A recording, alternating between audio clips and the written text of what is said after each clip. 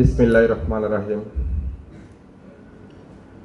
বাবা নেই হুসাইন মাহমুদের কণ্ঠে যে গানটি হাসনাহারা শিল্পগোষ্ঠী হোসেন মাহমুদের কর্তৃক আয়োজিত আজকের এই কচিকাছার মিলন মেলার এবং সাংস্কৃতিক অনুষ্ঠানের একটা প্রোগ্রাম করেছেন। এই সাংস্কৃতিক প্রোগ্রামে উপস্থিত প্রিয় প্রধান অতিথি, সভাপতি এবং প্রিয় বিশেষ অতিথি এবং সামনে উপস্থিত থাকা প্রিয় অডিয়েন্স ও আমার সাংবাদিক ভাইয়েরা, সবাই আমার দৈনিক জনতা জমিন পক্ষ থেকে সালাম এবং শুভেচ্ছা গ্রহণ করুন। আসসালামু আলাইকুম ওয়া রাহমাতুল্লাহ। আসলে আমরা বিভিন্ন মানুষ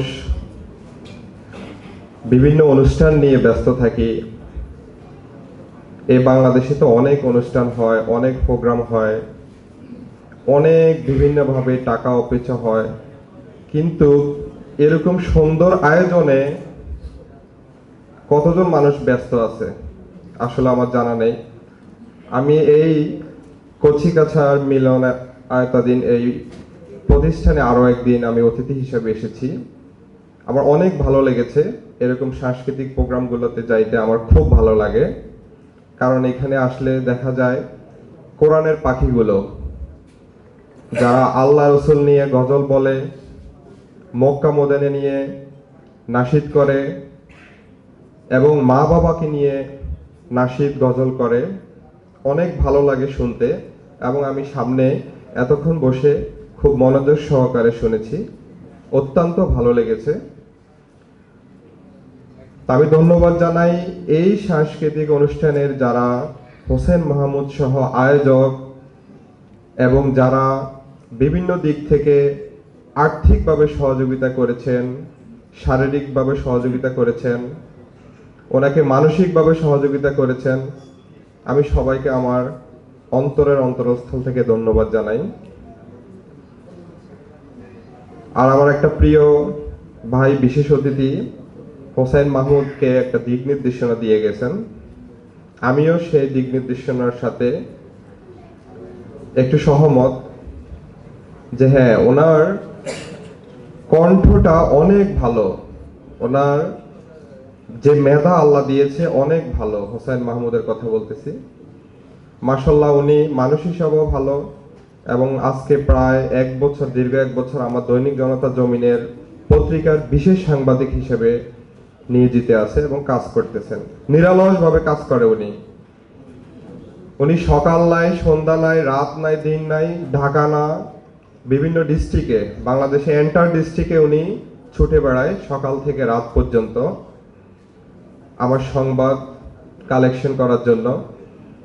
আমাকে অনেক সময় বলে না, আমি যদি অফিসে এসে শুনি যে উনি অমুক ডিস্ট্রিক্টে গেছে কার নিউজ করার জন্য, যেমন ইদানিং উনি খুবই যে আমাদের শীতকালীনটা সব জায়গায় ওয়াজ মাহফিল নিয়ে আমরা বাংলাদেশে বিশেষ করে ওলামে কারাম এবং প্রতিটা মসজিদ মাদ্রাসাগুলো ব্যস্ত থাকে, উনি মোটামুটি এগুলো নিয়ে ব্যস্ত ছিলেন।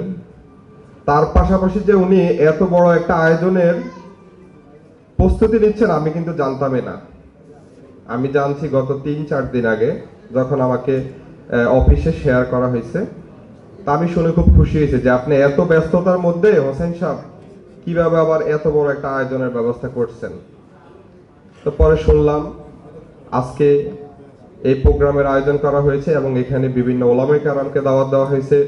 প্রিয় বিশেষ অতিথি যারা আছেন বিভিন্ন মাদ্রাসা থেকে আসা সবাইকে আমি ধন্যবাদ জানাই হোসেন মাহমুদকে সহযোগিতা করার জন্য, আমাদের এখানে অনুষ্ঠানে এসে যোগ দেওয়ার জন্য সবাইকে আন্তরিকভাবে ধন্যবাদ জানাই।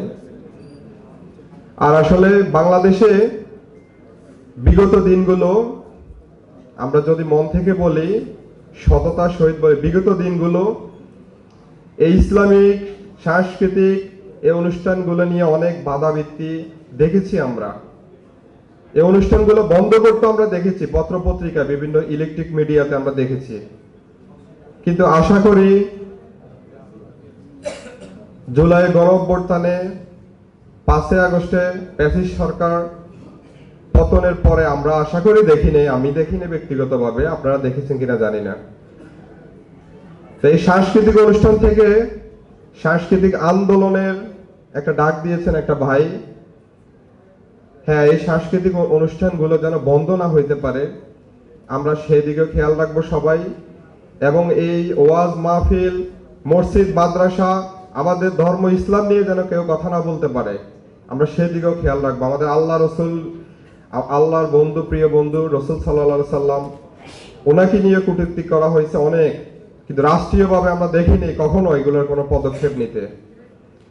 আশা করি আগামী দিনে যেন এগুলো না হয়, সারা বিশ্ব যেন না হয়, সবাই দোয়া করবেন। আর হ্যাঁ, বাবা নেই যে গজলের রিলিজ হবে আজকে, আসলে অনেকেরই বাবা নেই, অনেকেরই মা নেই, কিন্তু আমরা যারা মা হারাইছি, যারা বাবা হারাইছি, একমাত্র তারাই বুঝে মা হারানো, বাবা হারানো